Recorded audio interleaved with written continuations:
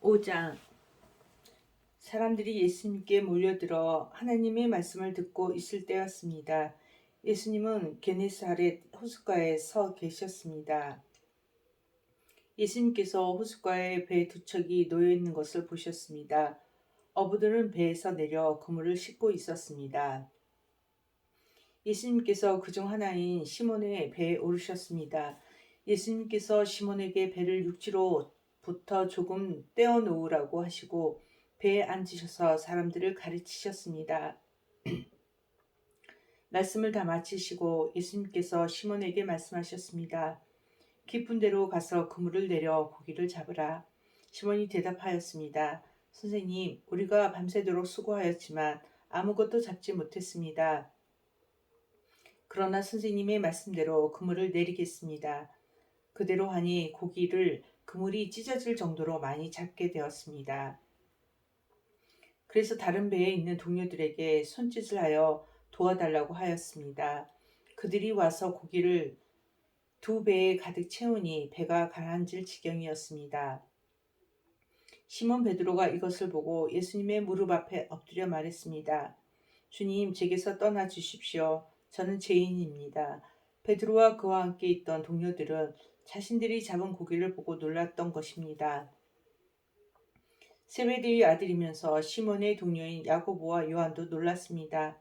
예수님께서 시몬에게 말씀하셨습니다. 두려워하지 말라. 이제부터 너는 사람을 낚을 것이다. 그들은 육지에 배를 댄 후 모든 것을 버려두고 예수님을 따라갔습니다. 예수님이 어떤 동네에 계실 때 온몸에 문둥병이 걸린 사람이 있었습니다. 그가 예수님을 보고 머리를 숙여 간청하였습니다. 주님이 원하시면 저를 깨끗게 하실 수 있습니다. 예수님께서 손을 내밀고 그에게 대신이며 말씀하셨습니다. 내가 원한다. 깨끗하게 되어라. 그 즉시 문둥병이 그에게서 사라졌습니다. 예수님께서는 이 일을 아무에게도 말하지 말라고 이르셨습니다. 그리고 가서 제사장에게 내 몸을 보여라. 또 모세가 명령한 대로 내가 깨끗하게 된 예물을 드려라. 그래서 사람들에게 증거를 삼아라고 말씀하셨습니다. 그런데도 예수님에 관한 소문은 더욱더 멀리 퍼져나갔습니다. 많은 사람들이 예수님의 말씀을 듣고 병을 고치기 위해 모여들었습니다. 그러나 예수님께서는 홀로 광야로 가셔서 기도하셨습니다. 어느 날 예수님께서 가르치시고 계실 때 갈릴리와 유대의 모든 마을과 예루살렘에서 온 바리새파 사람과 율법학자들도 거기에 앉아 있었습니다. 주님의 능력이 예수님과 함께 하셔서 사람들을 고쳤습니다. 그때 어떤 사람들이 중풍병에 걸린 사람을 침상에 눕힌 채로 데려왔습니다. 이들은 병자를 데리고 가서 예수님 앞에 보이려고 했습니다. 그러나 사람들이 너무 많아서 예수님께 데리고 갈 방법을 찾을 수가 없었습니다. 그들은 지붕 위로 올라가서 지붕을 뚫고 환자를 침상에 누인 채 예수님 앞 한가운데로 매달아 내렸습니다. 그들의 믿음을 보시고 예수님께서 환자에게 말씀하셨습니다. 친구여, 내 죄가 용서받았다. 율법학자들과 바리새파 사람들이 속으로 생각하기 시작했습니다. 이 사람이 누구인데 하나님을 모독하는가? 하나님 외에 누가 죄를 용서할 수 있단 말인가? 예수님께서 그들의 생각을 아시고 그들에게 대답하셨습니다. 왜 마음속에 그런 생각을 하느냐? 내 죄가 용서받았다라고 하는 것과 일어나 걸어라고 말하는 것 중에서 어느 것이 더 쉽겠느냐? 그러나 인자가 이 세상에서 죄를 용서하는 권세를 가지고 있다는 것을 알려주려는 것이다. 예수님께서 중풍병자에게 말씀하셨습니다. 내가 말한다. 일어나 내 침상을 가지고 집으로 가거라. 그 즉시 사람들 앞에서 일어났습니다. 그리고 자신이 누웠던 침상을 들고 하나님께 영광을 돌리며 집으로 돌아갔습니다. 사람들이 놀라움에 사로잡혔습니다. 사람들은 하나님께 영광을 돌리고 두려워하며 말했습니다. 오늘 우리가 신기한 일을 보았다. 그 후에 예수님께서 길을 가시다가 레이라는 세리가 세간에 앉아 있는 것을 보시고 그에게 말씀하셨습니다. 나를 따르라. 레이는 모든 것을 버려두고 일어나 예수님을 따라갔습니다. 레이는 자기 집에서 예수님을 위해 큰 잔치를 베풀었습니다. 거기에는 많은 세리들과 그 밖의 사람들이 함께 음식을 먹고 있었습니다. 바리새파 사람들과 율법학자들이 예수님의 제자들을 비방하였습니다. 왜 당신들은 세리들과 죄인들과 더불어 먹고 마십니까? 예수님께서 그들에게 대답하셨습니다. 의사가 필요한 사람은 건강한 사람이 아니라 병든 사람이다. 나는 의인을 부르려고 온 것이 아니라 죄인을 불러 회개시키려고 왔다. 사람들이 예수님께 말했습니다. 요한의 제자들은 자주 금식하고 기도를 합니다. 바리새파 사람들도 이같이 합니다. 그런데 당신의 제자들은 항상 먹고 마시는군요. 예수님께서 이들에게 말씀하셨습니다. 신랑이 결혼잔치에 손님들과 함께 있는데 이들에게 금식하라고 할 수 없지 않느냐. 그러나 그들이 신랑을 빼앗길 때가 올 텐데 그때는 금식할 것이다. 예수님께서 이들에게 비유를 말씀하셨습니다. 아무도 새 옷에서 한 조각을 떼어 내어 낡은 옷에 붙이지 않는다. 만일 그렇게 하면 새 옷은 찢어지고 새 옷에서 떼어낸 그 조각이 낡은 옷에 어울리지도 않을 것이다. 아무도 새 포도주를 낡은 가죽 부대에 넣지 않는다. 만일 그렇게 하면 새 포도주가 그 가죽 부대를 터뜨려서 포도주는 쏟아지고 가죽 부대도 망가질 것이다. 새 포도주는 새 가죽 부대에 넣어야 한다. 아무도 묵은 포도주를 마시고 나서 새 포도주를 원하지 않는다. 왜냐하면 묵은 포도주가 더 좋다라고 하기 때문이다.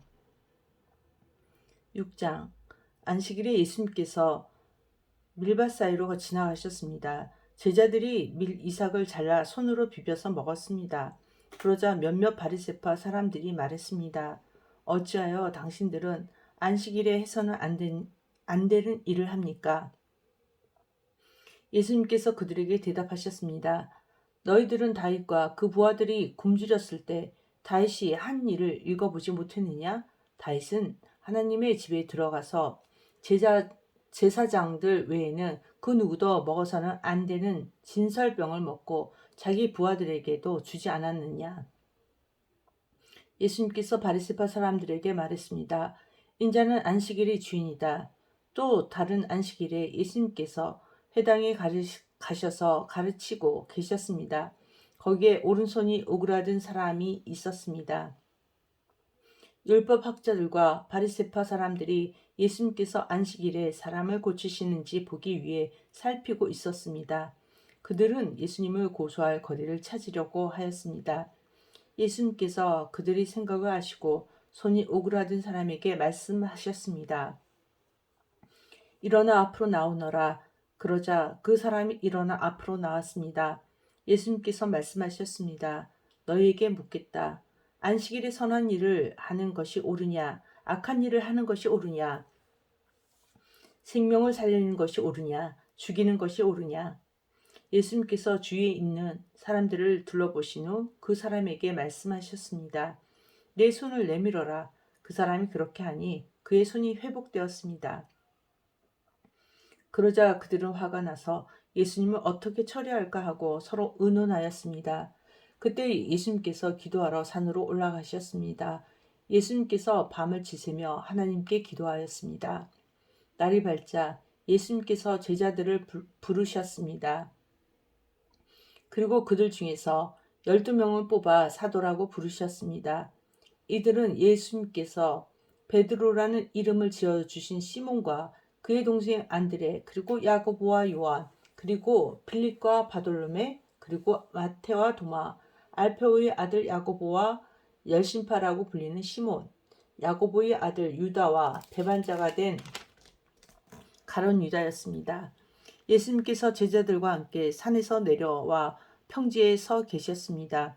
거기에는 제자들이 많이 있었고 온 유대와 예루살렘과 두로와 시돈 해안 지방에서 온 사람들도 많이 있었습니다.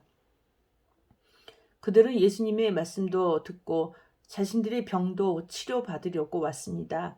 더러운 귀신으로 고생하는 사람들이 다 나았습니다. 사람들은 예수님을 만져보려고 애썼습니다. 그것은 능력이 예수님께서 나와 그들을 모두 낫게 하였기 때문입니다. 예수님께서 눈을 들어 제자들을 보시고 말씀하셨습니다. 가난한 사람들은 복이 있다. 그것은 하나님 나라가 저희들의 것이기 때문이다. 지금 굶주린 사람들은 복이 있다. 그것은 너희가 배부르게 될 것이기 때문이다. 지금 우는 사람들은 복이 있다. 그것은 너희가 웃게 될 것이기 때문이다. 인자 때문에 너희들이 너희를 미워하고 너희를 배척하고 욕하고 누명을 씌울 때 너희에게 복이 있다. 그날에 기뻐하고 뛰어놀아라. 이는 하늘에서 너희의 상이 크기 때문이다.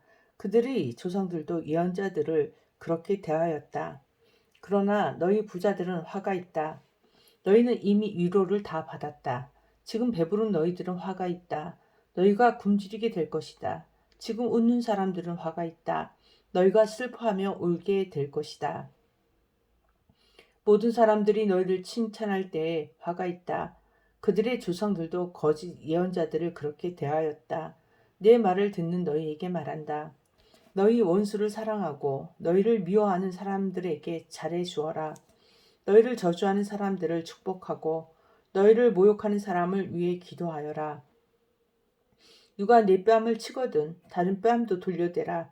누가 내 겉옷을 빼앗거든 속옷도 거절하지 마라. 달라는 사람은 누구에게든지 주어라. 내 것을 빼앗는 사람에게 돌려달라고 하지 마라. 너희는 다른 사람이 내게 해주길 바라는 대로 다른 사람에게 해주어라. 너희가 만일 너희를 사랑하는 사람만 사랑한다면 칭찬받을 것이 무엇이냐? 죄인들도 자기를 사랑해주는 사람은 사랑한다. 너희가 만일 너희에게 잘해주는 사람에게만 잘해준다면 칭찬을 받을 것이 무엇이냐? 죄인들도 그렇게는 한다. 너희가 만일 되돌려 받을 수 있겠다고 생각하는 사람에게 꾸어준다면 칭찬받을 것이 무엇이냐? 죄인들도 그대로 돌려받을 생각으로 죄인들에게 꾸어준다. 너희는 원수를 사랑하고 좋게 대하며 되돌려 받을 생각을 하지 말고 꾸어주어라. 그러면 너희의 상이 클 것이고 가장 높으신 분이 아들이 될 것이다. 이는 하나님께서는 은혜를 모르는 사람과 악한 사람에게도 자비로우시기 때문이다. 너희의 아버지가 자비로우신 것처럼 자비로워져라. 비판하지 마라. 그러면 너희도 비판을 받지 않을 것이다. 비난하지 마라. 그러면 너희도 비난을 받지 않을 것이다. 용서하여라. 그러면 너희도 용서받을 것이다. 주어라. 그러면 너희에게도 주어질 것이다. 대를 누르고 흔들어 넘치도록 재어서 너희 품에 안겨주신 것이다. 너희 품에 안겨주실 것이다. 너희가 남에게 줄 때에 잰 분량만큼 너희가 도로 받을 것이다. 그리고 예수님께서 이런 비유를 그들에게 말씀하셨습니다. 보지 못하는 자가 보지 못하는 자를 안내할 수 있느냐? 둘 다 구덩이에 빠지지 않겠느냐? 학생이 선생보다 더 나을 수 없다. 그러나 누구든지 다 배우고 나면 선생과 같아질 것이다. 어찌하여 너는 형제의 눈에 있는 작은 티를 보면서 내 눈 속에 있는 큰 통나무는 보지 못하느냐? 내가 자신의 눈 속에 있는 큰 통나무는 보지 못하면서 어떻게 형제에게 형제여 내 눈 속의 티를 빼어주마 라고 말할 수 있느냐? 이선자여 우선 내 눈 속에 있는 통나무나 빼내라. 그런 다음에야 내 눈이 잘 보여서 형제의 눈 속에 있는 티를 뺄 수 있을 것이다. 좋은 나무가 나쁜 열매를 맺을 수 없고 또 나쁜 나무가 좋은 열매를 맺을 수 없다. 나무마다 그 열매로 안다. 가시나무에서 무화과를 얻을 수 없고 가시덤불에서 포도를 딸 수 없다. 선한 사람은 그 마음속에 선한 것을 쌓았다가 선한 것을 내고 악한 사람은 그 마음속에 악한 것을 쌓았다가 악한 것을 낸다. 왜냐하면 사람은 그의 마음속에 쌓여 있는 것을 말하기 때문이다. 너희는 나에게 주여 주여 하면서 왜 내게 말한 것을 행하지 않느냐? 누구든지 내게 와서 내 말을 듣고 그대로 하는 사람이 어떠한 사람과 같은지 너희에게 보여주겠다. 그는 땅을 깊이 파고 바위 위에 기초를 놓고 집을 짓는 사람과 같다. 홍수가 나서 물이 세차게 들이치나 그 집을 넘어뜨릴 수 없다. 그것은 집이 잘 지어졌기 때문이다. 그러나 내 말을 듣고도 그대로 행하지 않는 사람은 기초 없이 땅 위에 집을 지은 사람과 같다. 물이 들이치자 그 집이 즉시 무너졌고 피해가 컸다. 아멘.